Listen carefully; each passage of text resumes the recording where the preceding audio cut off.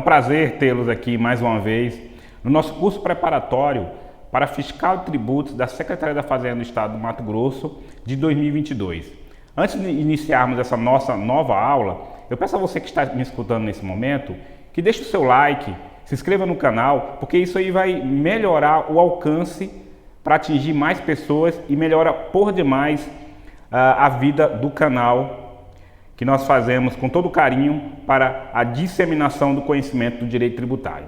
Bem, na aula passada nós falamos sobre prescrição e decadência tributária, né? Vimos que a decadência é a perda do direito de se constituir o crédito tributário pelo fisco, enquanto que a prescrição é a perda do direito da cobrança judicial desse crédito tributário. Agora nós vamos tratar de outro assunto, um assunto também bastante relevante na seara tributária, que são as limitações ao poder de tributar nos princípios constitucionais tributários e nas imunidades tributárias. Até mais!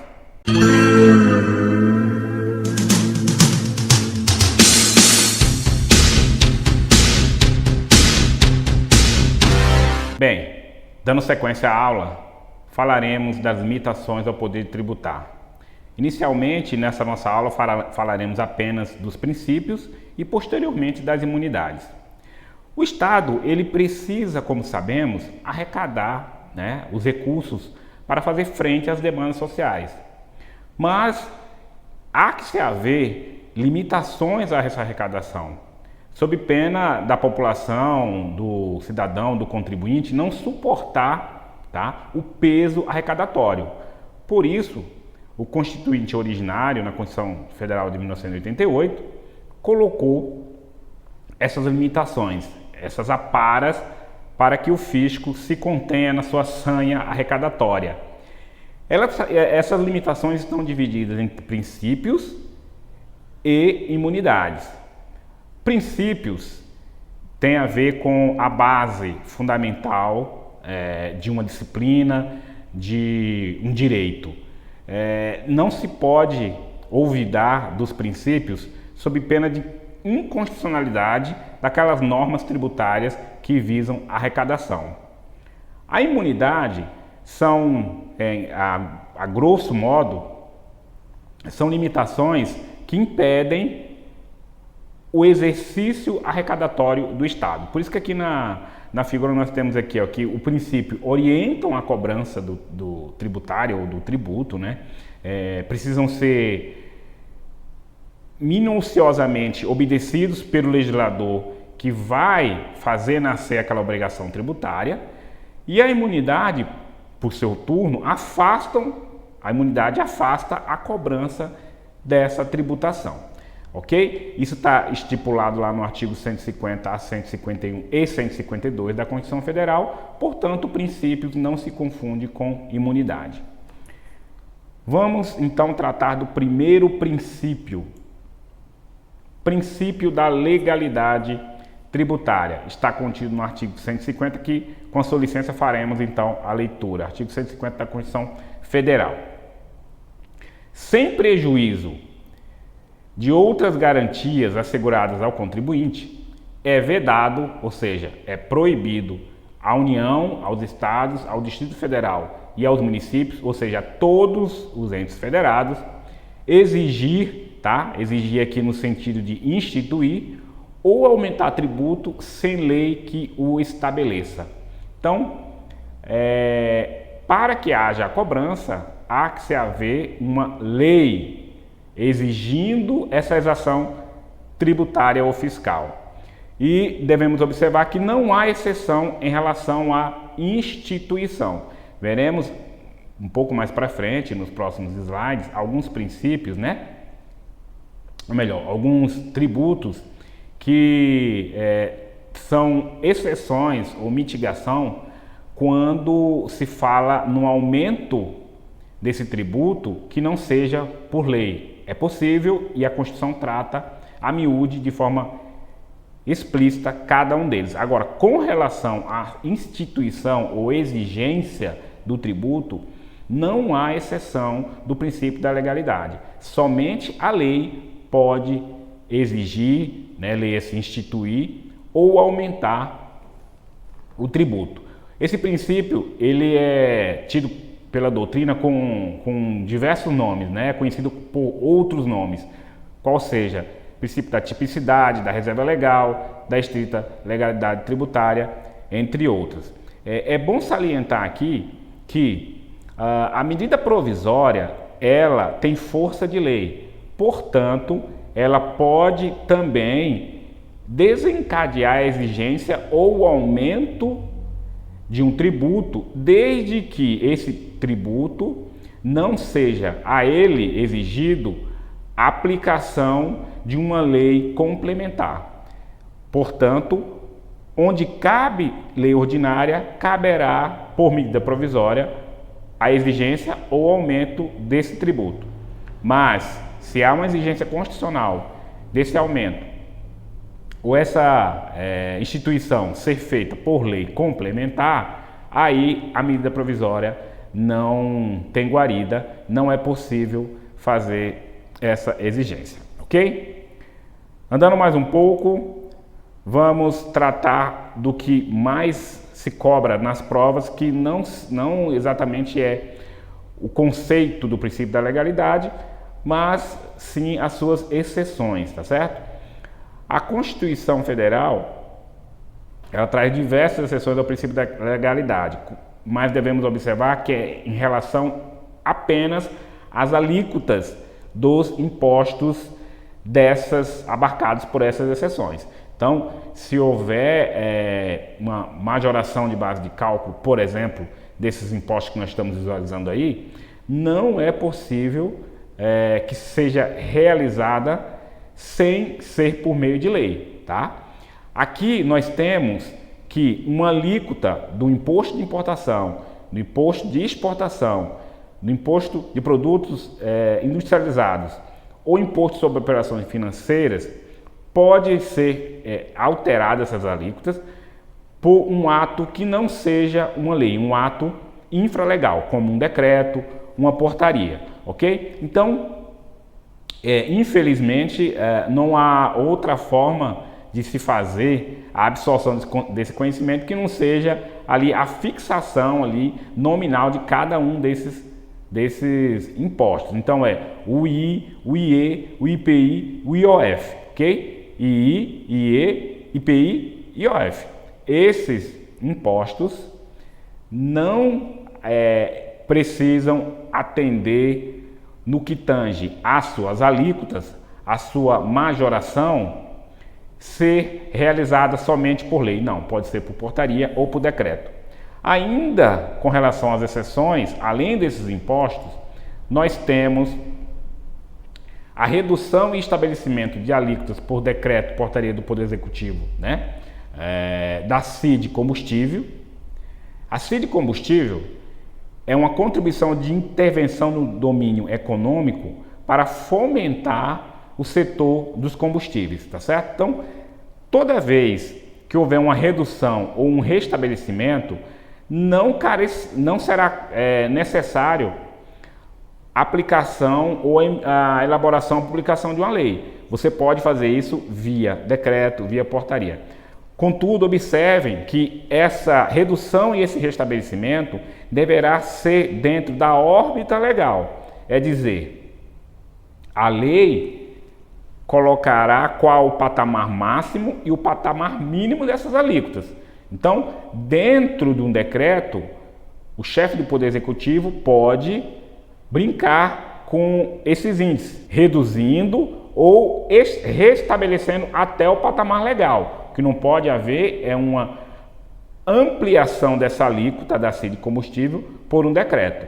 Por quê? Porque só cabe para a CID combustível a redução ou restabelecimento ao patamar que a lei estabeleceu, ok? Então é muito importante essa observação. Ainda com relação à exceção do princípio da legalidade, nós temos as alíquotas fixadas mediante deliberação dos Estados e do Distrito Federal no âmbito do Conselho Nacional de Política Fazendária, o CONFAS. Isso voltado para os ICMS, o ICMS combustível ou ICMS monofásico. Bem, o que acontece com o ICMS monofásico ou ICMS combustível? A Constituição Federal diz que a junção do secretário de Fazenda e dos governadores no Conselho Nacional de Política Fazendária, CONFAZ, é que, por deliberação desse conselho, será colocado os valores dessas alíquotas, tá certo? Então, veja que não é a lei que vai fixar, veja que não é um decreto, veja que não é uma portaria. Apesar de nós estamos tratando de combustível, não estamos falando da CID combustível. Então, há muita pegadinha em concurso. CID combustível pode ser por decreto e portaria. ICMS combustível é só a reunião do secretário de Fazenda no âmbito do CONFAZ que vai estabelecer qual o valor dessa alíquota e não a lei. Ok? Andando mais um pouco aqui, eu trago para vocês a capitulação dentro da Constituição Federal, tá certo? Dessas exceções ao princípio da legalidade. Artigo 153, parágrafo 1º, tá? Informando que por decreto pode ser alterado as alíquotas do IE, do IPI e do IOF. No 177, parágrafo 4º, inciso 1º, a linha B, CID combustível, tá? O 155, parágrafo 4º, inciso 4º, o ICMS combustível por convênio dos estados do CONFAZ.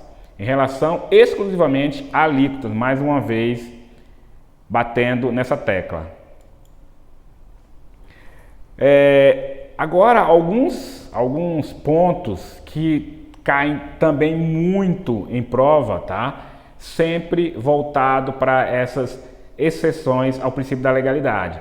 Não se submete ao princípio da legalidade a atualização do valor monetário da base de cálculo do tributo dentro dos índices oficiais de correção monetária. Então veja que a atualização ou correção monetária de fato não eleva a carga tributária daquele tributo, apenas traz para valores de hoje, valores atualizados, aquele valor que estava defasado por conta do transcorrer do tempo. Observem também que se houver então essa atualização ou essa correção dentro dos índices oficiais de correção monetária, essa alteração, tá, ou atualização poderá ser feita por um decreto, por uma portaria que não seja necessariamente por uma lei. Mas é bom ficar claro que aqui não está proibindo que o Estado, o município ou a União façam uma atualização ou uma correção monetária para além dos índices oficiais de correção monetária.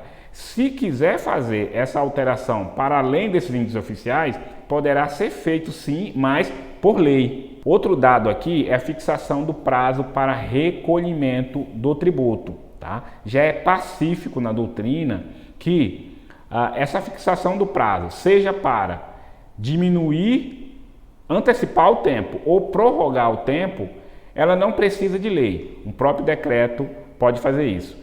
Na prática, é muito ruim para o contribuinte, porque você está acostumado, por exemplo, a pagar um tributo num dia X e apenas com a emissão do decreto, você vai estar 2 semanas antes desse prazo que você estava de forma quanto mais acostumado a recolher, agora ter esse novo marco temporal de recolhimento. Não é uma coisa muito agradável, mas já é pacífico que o prazo para recolhimento pode ser sim colocado um novo prazo sem a imposição de um ato legal.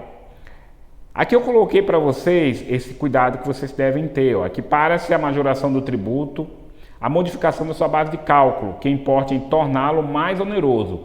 Isso consta lá no artigo 97 do CTN, parágrafo 1º, tá certo? Então, lembrando mais uma vez que toda modificação, né, aqui, quando diz respeito ao princípio da legalidade, que está atrelada à base de cálculo, ela não tem as exceções. As exceções, elas estão atreladas à alíquota, quando diz respeito ao princípio da legalidade tributária, ok? Caminhando mais um pouco, vamos falar sobre alguns entendimentos importantes do STJ, né, sobre o assunto, tá certo? Súmula 160. É defeso ou proibido ao município atualizar o IPTU mediante decreto em percentual superior ao índice oficial de correção monetária. É como eu falei antes, se a prefeitura quer atualizar o decreto com um índice maior do que o oficial, pode ser feito? Pode, mas por lei, tá certo? Se essa atualização for por decreto, deverá ter como limite o índice oficial dessa correção monetária. Agora vamos a um caso prático dessa súmula 160, tá certo? Que caiu no concurso de procurador municipal de Natal em 2008. Determinado município brasileiro estabeleceu, por portaria expedida pela Secretaria Municipal da Fazenda, que a atualização monetária do IPTU seria feita com base no índice oficial de correção acrescido de 0,5% ao mês. Nessa situação, é lícita a alteração feita por portaria, tendo em vista que não se trata de majoração de tributo. Então, essa assertiva ela foi considerada incorreta, tá certo? Justamente porque, além do índice oficial de correção, foi acrescido 0,5% ao mês, em flagrante aumento do tributo, uma vez que não atendeu ao índice oficial de correção. Se fosse efetuado por lei, né, por instrumento legal, aí sim, aí não teria problema nenhum. Mas, como exceção à legalidade, essa atualização monetária tem como baliza o índice oficial. E no caso aqui, a prefeitura não atendeu, ok? Então, muito atento que cobram demais o teor dessa súmula 160. Agora vamos tratar de um outro princípio não menos importante, que é o princípio da anterioridade tributária, também conhecido como anterioridade anual ou de exercício, ou apenas anterioridade. Está consubstanciada lá no artigo 150, inciso 3º, a linha B. Então, mais uma vez, a cabeça do artigo: sem prejuízo de outras garantias asseguradas ao contribuinte, é vedado à União, aos Estados, ao Distrito Federal e aos municípios, ou seja, qualquer um, todo mundo, todos os entes da federação, cobrar tributo no mesmo exercício financeiro em que haja sido publicada, atenção para publicada, tá certo? Não é sancionada, não é promulgada, não é aprovada, é publicada a lei que os instituiu ou aumentou. Bem, vamos aos exemplos. O exemplo aqui, o primeiro, na letra A. Se foi criado ou majorado um tributo em março de 2020, a sua incidência pelo princípio da anterioridade só poderá ocorrer em 1º de janeiro de 2021, tá certo? No segundo caso aqui, letra B, um tributo criado ou majorado em novembro de 2021, a sua incidência só deverá ocorrer em 1º de janeiro de 2022, no estrito cumprimento do princípio da anterioridade anual ou do exercício, ou apenas a anterioridade. Bem, mais uma vez vamos trazer entendimento do STF de assuntos que dizem respeito ao princípio da anterioridade e que cai por demais em concurso. Estamos falando da súmula vinculante número 50, que diz: norma legal que altera o prazo de recolhimento de obrigação tributária não se sujeita ao princípio da anterioridade.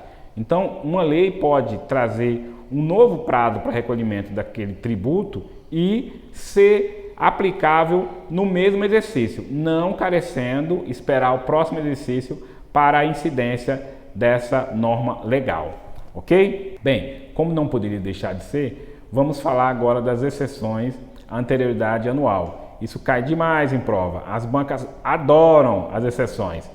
Percebam que os impostos aqui são praticamente os mesmos que nós trouxemos nos slides anteriores quando falamos das exceções ao princípio da legalidade. Quais são? II, IE, IPI, IOF, e teve aqui como alteração o imposto extraordinário de guerras. Além desses impostos, temos como exceções ao princípio da anterioridade os empréstimos compulsórios, observando que é somente nos casos de guerra externa ou calamidade, tá certo? E não nos outros requisitos do empréstimo compulsório. Contribuições para o financiamento da Seguridade Social, mais uma vez aqui, CID combustível e ICMS combustível, tá certo?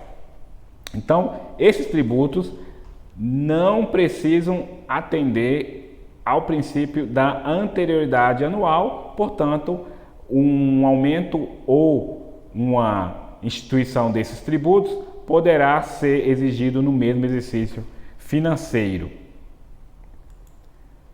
Andando mais um pouco aqui, nós vamos falar sobre a isenção tributária e o princípio da anterioridade. O que tem entendido o STF e como isso cai em bancas de concurso público. O STF tem entendido que, tirante o caso da isenção onerosa submetida a lapso temporal e a certas condições, ou seja, com exceção desse tipo de isenção, chamada onerosa, que já vem com um prazo certo de vigência e a ela é atribuída condições, a revogabilidade das isenções não dotadas de onerosidade poderá ocorrer a qualquer tempo, sem a necessidade de respeitar o princípio da anterioridade tributária, devendo o tributo ser imediatamente exigível.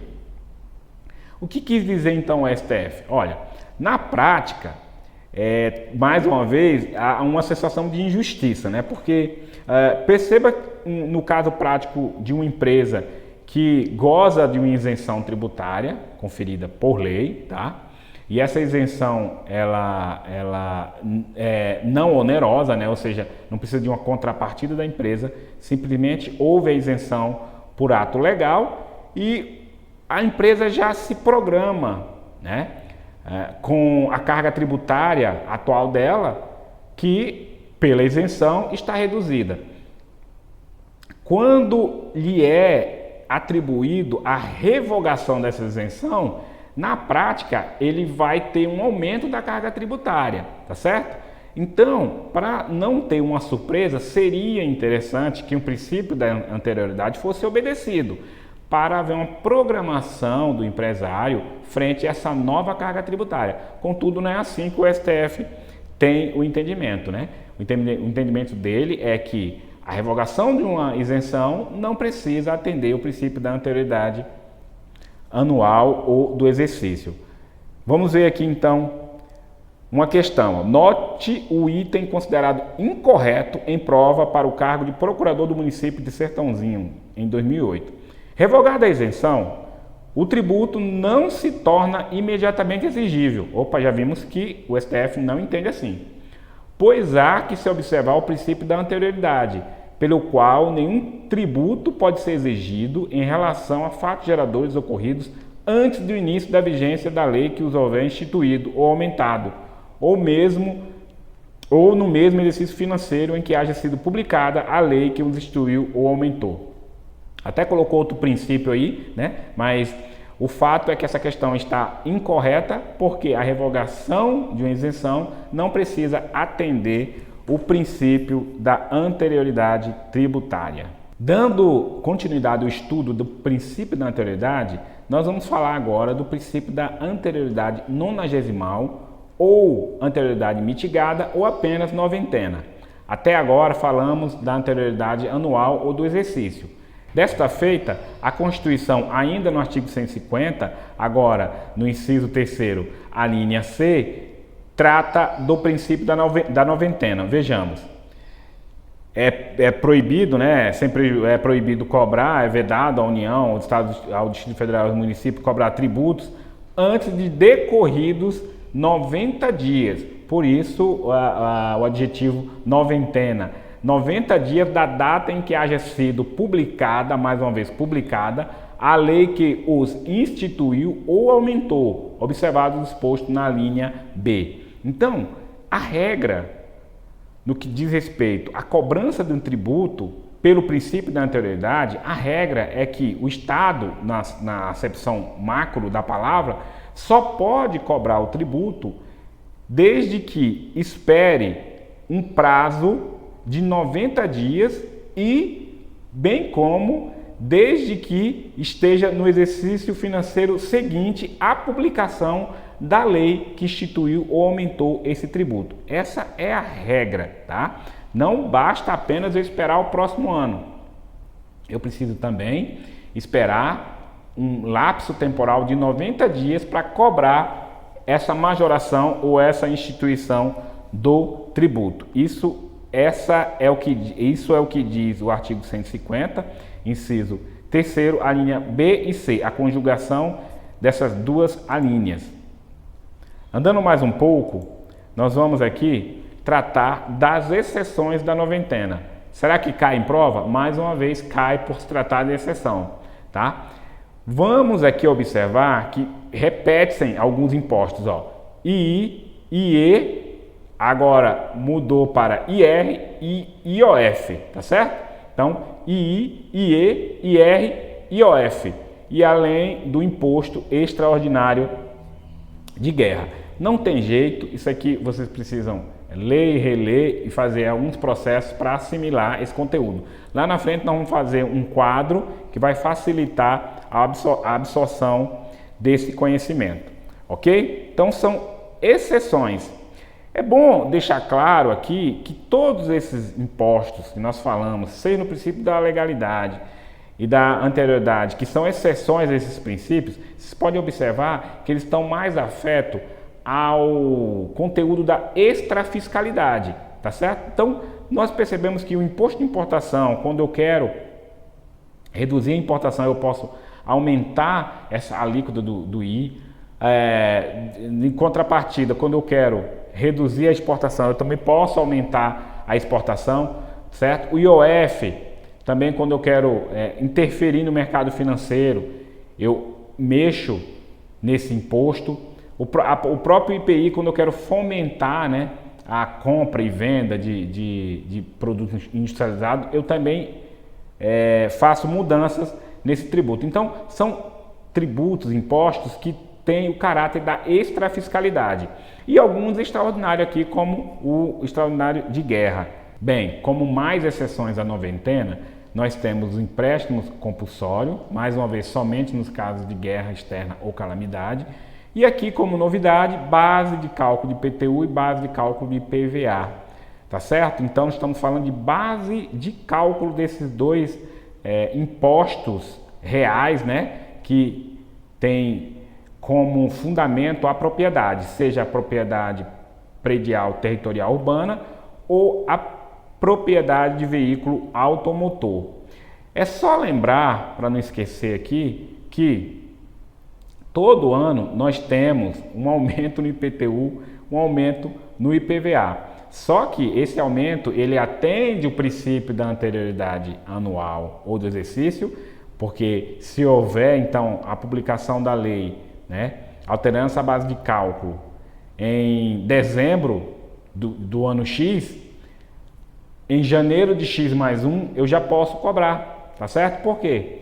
Porque eu não vou precisar esperar 90 dias, eu não vou esperar o princípio da noventena para a alteração da base de cálculo de IPTU e de IPVA, tá certo? Isso aí a gente vê no nosso dia a dia, quando vamos pagar nosso IPTU e nosso IPVA, ok? Andando mais um pouco, nós vamos trazer aqui, ó, um quadro para vocês, tá?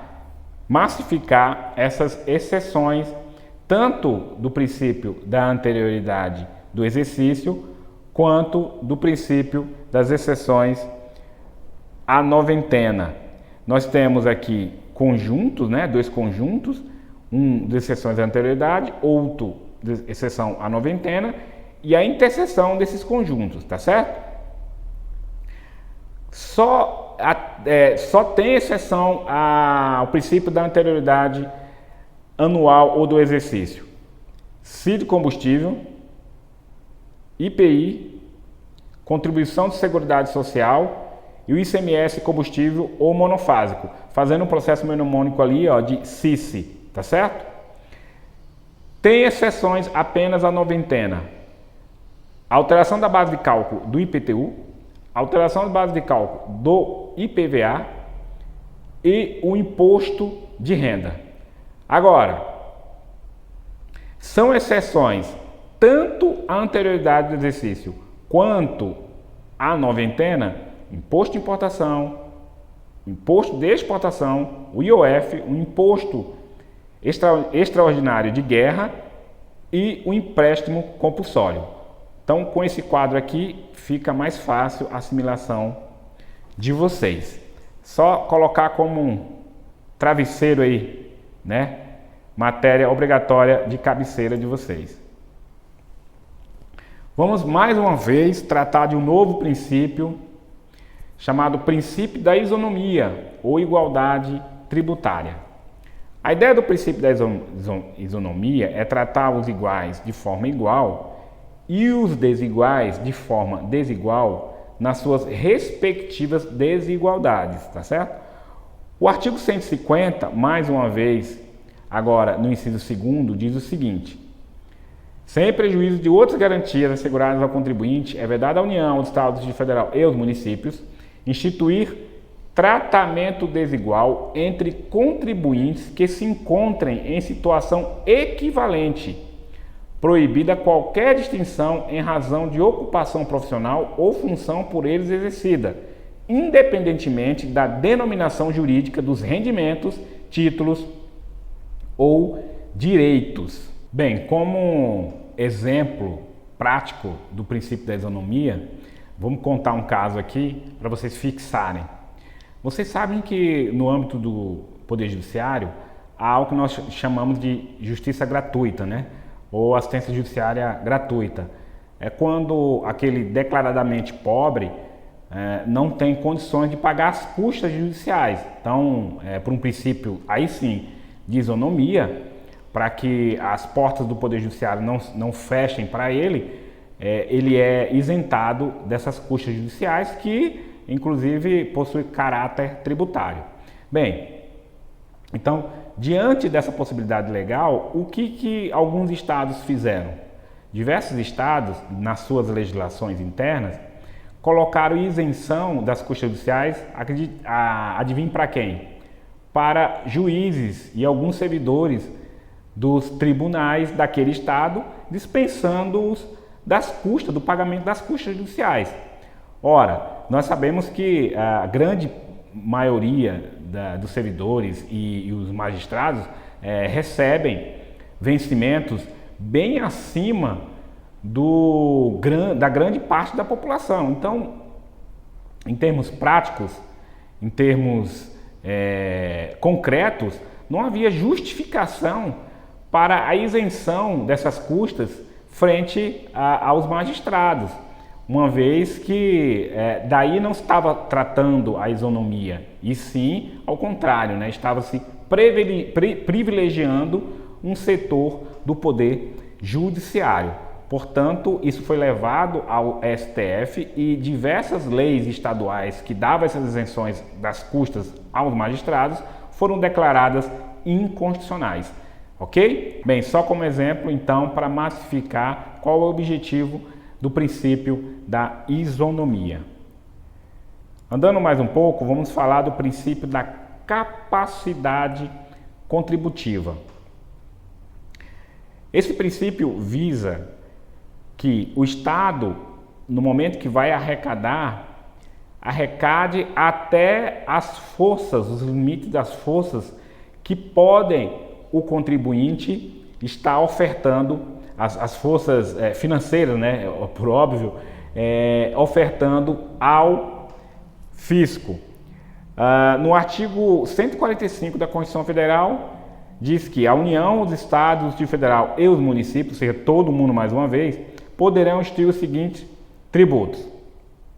E aí, no seu parágrafo 1º, diz: sempre que possível, os impostos terão caráter pessoal e serão graduados segundo a capacidade econômica do contribuinte, facultado à administração tributária, especialmente para conferir efetividade a esses objetivos, identificar, respeitados os direitos individuais e nos termos da lei, o patrimônio, os rendimentos e as atividades econômicas do contribuinte. Bem, as provas nos concursos costumam colocar sempre os impostos terão caráter pessoal e não sempre que possível. Então, ficar bem atento à formulação da questão. Mais uma vez, nós temos aqui a colocação expressa na Constituição Federal, tá? De um termo, aqui no caso, sempre que possível, os impostos, mas a doutrina também já tem o entendimento que, sempre que possível, os tributos devem ter caráter pessoal, tá? E o que é isso sempre que possível? É que, de fato, alguns tributos, na prática, por isso, sempre que possível, não poderão atender, tá, a essa característica pessoal na cobrança do tributo. Como exemplo, para demonstrar o caráter pessoal, nós colocamos aqui o imposto de renda, que é um imposto tipicamente adepto a essa característica pessoal. Vejamos, se eu tenho em uma determinada empresa dois colaboradores que ganham exatamente o mesmo salário, contudo o colaborador A possui filhos, tem despesa com educação, com assistência médica desses filhos, tem ainda, cuida da mãe, que precisa dos atendimentos médicos por conta da idade. Esse colaborador A, ele vai pagar bem menos imposto de renda por conta das deduções do que o colaborador B, que no nosso exemplo é um bom vivan, solteirão, que apenas tem gasto individual, tá certo? Apesar de ganharem o mesmo salário, o imposto de renda será diferenciado por conta dessa característica pessoal. Já o ICMS, por ser um imposto indireto, ele não é possível dar essa característica pessoal. Então nós colocamos aqui como exemplo, a aquisição de uma caneta. Se eu, que não tenho posses, vou até um estabelecimento comercial e compro uma caneta, estarei pagando o mesmo ICMS de alguém abastarda, algum milionário que vai lá e compra a caneta Bic azul, né? Entendeu? Então, esse tipo de impostos indiretos, né, que recaem diretamente no bem e que tem a figura do contribuinte de direito, que é aquele que vai fazer o recolhimento para os cofres públicos, e tem o contribuinte de fato, que no nosso exemplo aqui foi alguém que tem posse e alguém que não tem posse e o outro foi o milionário, que ambos compraram a mesma caneta, o ICMS vai ser o mesmo. Então, não é possível adotar, nesse caso dos tributos indiretos, a característica pessoal. Então, por isso que a redação do parágrafo 1º do artigo 145 da Constituição Federal é sempre que possível. Outra coisa que precisamos ficar atento aqui na redação do parágrafo 1º é que a administração tributária, especialmente para dar efetividade ao princípio da capacidade contributiva, pode identificar patrimônios e rendimentos dos contribuintes, certo? Desde que atendidos e respeitados os direitos individuais, certo? Então o fisco pode sim obter informações dos contribuintes, tá? Visando o atendimento da capacidade contributiva. Andando mais um pouco, nós vamos falar do princípio da irretroatividade tributária. Lá no 150, mais uma vez, inciso 3º, é vedado à União, Estado, Distrito Federal e município cobrar tributos em relação, a linha A, em relação a fatos geradores ocorridos antes do início da vigência da lei que os houver instituído ou aumentado. Então, percebam bem aqui quais são as palavras da linha A, tá? Fatos geradores e vigência da lei. Não é publicação da lei, e sim vigência. Observem que as provas costumam trocar esses substantivos. Então, exatamente esse princípio visa trazer a aplicação de uma nova lei não para fatos passados, né? E sim para fatos futuros, ou seja, dando segurança jurídica a um fato gerador que ocorreu no passado, que vai estar livre da aplicação dessa nova lei que vai ser ainda entrada em vigor, tá certo? Então, pela figura aqui, ó, um tributo, a lei que instituiu esse tributo não pode atingir fatos geradores, ainda que sejam desse mesmo tributo, né, que ficaram no passado. Perfeito?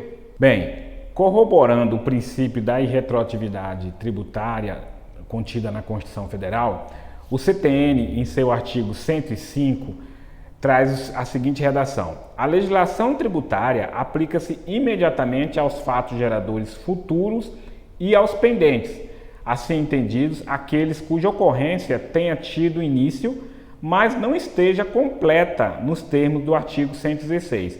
Então nós temos aqui a figura, ó. Então a legislação vai ser aplicada, por óbvio, para os fatos futuros, mas com relação aos pendentes, aqueles que já iniciaram a sua formação, tá certo? Mas ainda não completaram o seu ciclo de formação ou não atingiram a sua perfeição. E também os pendentes são considerados aqueles sujeitos à condição suspensiva, tá? Quando o fato gerador só ocorre com o implemento de uma determinada condição. Ainda sobre a irretroatividade tributária, nós vamos tratar daquela minoração, daquela mitigação dessa irretroatividade. É bom deixar claro que a Constituição Federal, ela não dá nenhuma exceção com relação ao princípio da irretroatividade. Vamos voltar o slide aqui para ver aqui a redação da Constituição Federal no seu artigo 150, inciso 3º, a linha A. É proibido aos entes federados cobrar tributo em relação ao fato gerador ocorrido antes do início da vigência da lei que os houver instituído ou aumentado. Ponto. Não dá nenhuma exceção. Mas, no âmbito infraconstitucional, o CTN dá uma mitigação a esse princípio, quando no seu artigo 106 diz o seguinte: a lei aplica-se a ato ou fato pretérito, ou seja, fato passado. Inciso 1º, em qualquer caso, quando seja expressamente interpretativa, excluída a aplicação de penalidade à infração dos dispositivos interpretados. Então, o CTN diz o seguinte: olha, se eu tenho uma lei que o seu objetivo único é aclarar, é espancar a obscuridade da lei anterior, ela pode retroagir para atingir fatos do passado, fatos ou atos pretéritos, tá certo? Então, o que o CTN quis fazer aqui é o que nós chamamos de, fez, é o que nós chamamos de interpretação legal ou legislativa, quando uma futura lei está interpretando uma lei antiga, tá certo? E, por óbvio, que para interpretar ela precisa retroagir, tá? E aí só vai interpretar aquilo que já ficou no passado, tá certo? Mais uma mitigação à irretroatividade. Ainda no artigo 106 do CTN, no inciso 2º, tratando-se de ato não definitivamente julgado, esta lei vai retroagir quando deixe de definir esse ato como infração, ou quando deixe de tratá-lo como contrário a qualquer exigência de ação ou omissão, desde que não tenha sido fraudulento e não tenha implicado em falta de pagamento de tributo. E por último, quando lhe comine, ou seja, quando lhe imponha penalidade menos severa, que é prevista na lei vigente ao tempo da sua prática. Então, o que nós precisamos ficar atento aqui? Primeira coisa, não é qualquer ato que a lei vai atingir fatos passados, só quando ele não estiver ainda definitivamente julgado. Por exemplo, quando eu faço uma impugnação de um lançamento tributário e esse lançamento ainda não foi analisado de forma definitiva no âmbito, por exemplo, da Secretaria da Fazenda do Estado, quando se trata de ICMS, se houver uma lei que diz que aquele meu ato que está ainda sendo alvo de impugnação deixou de ser infração, essa lei ela pode retroagir para me beneficiar, é o que diz aqui, tá certo? Então, mas se aquele processo já finalizou, tanto na esfera administrativa quanto judicial, ainda que venha uma nova lei dizendo que aquilo não era infração, não vai ser caso de eu me desvencilhar dessa infração. Por quê? Porque aquele ato já foi definitivamente julgado. Aqui, no inciso 2º do 106 do CTN, trata-se apenas de atos não definitivamente julgados. É bom que a gente se atente para esse detalhe, tá certo? Então, fazendo aquela analogia, né, de que a lei só retroage para beneficiar o réu, aqui na esfera tributária é similar também, ok? A linha B é quase igual a A, né, praticamente a mesma coisa, porque quando deixa de tratá-lo como contrário a qualquer exigência de ação ou omissão, né, é praticamente igual à linha A, tá? Ou quando lhe combine a penalidade menos severa. Então, eu vou ter uma diminuição da nova lei, ela também vai me beneficiar, seja no caso para acabar, né, deixe de defini-la como lei na linha A, seja para minorar essa pena no caso da linha C, ok? Aqui nós trazemos também um quadro, né, para fixar aqui, vocês leem mais com atenção posteriormente, fixar esses casos que nós vimos aí do artigo 106 do Código Tributário Nacional. Aproveitando, eu coloquei esse quadro aqui para tratar de algumas situações que caem demais nas provas, tratando dessa questão da retroatividade, tá? Que não cabe exceção lá na Constituição Federal, o princípio da retroatividade tributária, da irretroatividade tributária, e o artigo 106 do CTN, tá? Então, vamos aqui ao exemplo, olha só. Nós temos no ano de 2018, eu coloquei ali lei A, não, mas é lei A, tá bom? Houve um erro na hora de fazer aqui a figura. Em 2018, lei A, tá? Que tinha uma alíquota de 10% e tinha uma previsão de uma multa de 40%. Bem como tinha procedimento de fiscalização que a gente chamou de alfa, com um formulário alfa e um prazo de impugnação de um determinado lançamento, né, se você não concordou, em X dias. Então, ano de 2018 tinha essa figura aqui na lei. No ano de 2019, você, enquanto contribuinte, cometeu o fato gerador, tá, de qualquer tributo, né, de forma genérica. No ano de 2020, veio uma nova lei, uma lei nova, que eu chamei de Lei B, tá certo? Essa Lei B, diferentemente da Lei A, tinha uma alíquota de 12%, tá? Então, uma alíquota maior, percebam. Uma multa de 10%, portanto, menor, que a outra era 40%.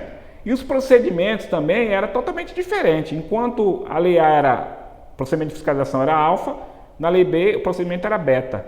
O formulário nenhum era alfa, o outro era beta. E o prazo para impugnar aquele lançamento também diferenciava. Na Lei A era X, na Lei B era Y. Tá? No ano de 2021, o fisco viu que você infringiu, tá? Infringiu a legislação e, portanto, lavrou um auto de infração. Agora, a pergunta é, qual alíquota eu vou aplicar? A alíquota da Lei A ou a alíquota da Lei B? A multa da Lei A ou da Lei B? E para os procedimentos também, prazos e formulários, qual eu vou adotar? Qual das duas leis adotar?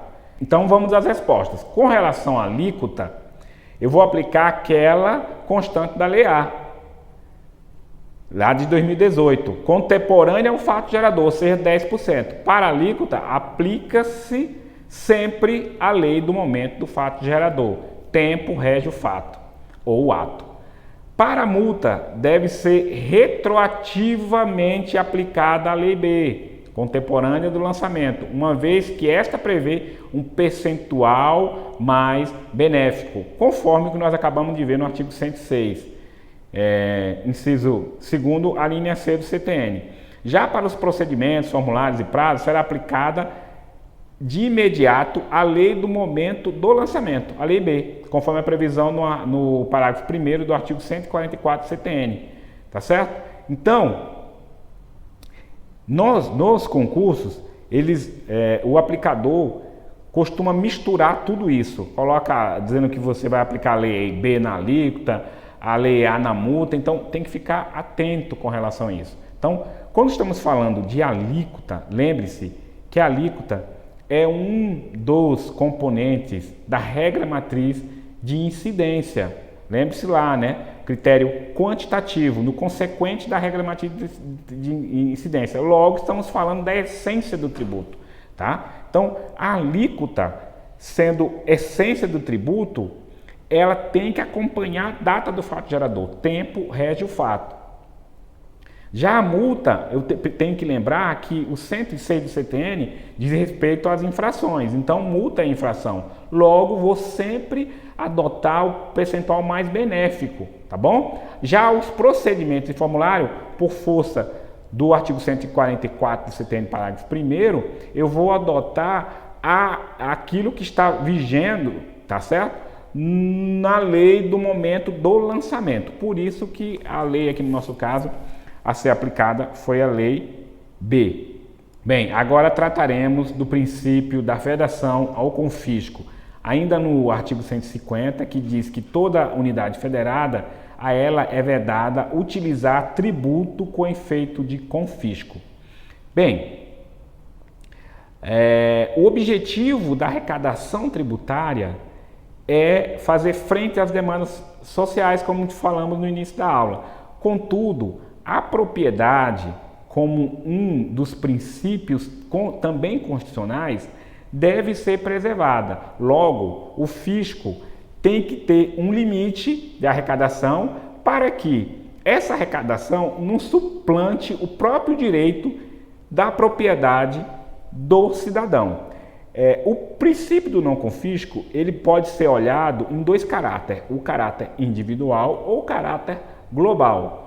O caráter individual, quando nós nos atemos apenas a um determinado tributo. Por exemplo, aqui nós demos o IPTU.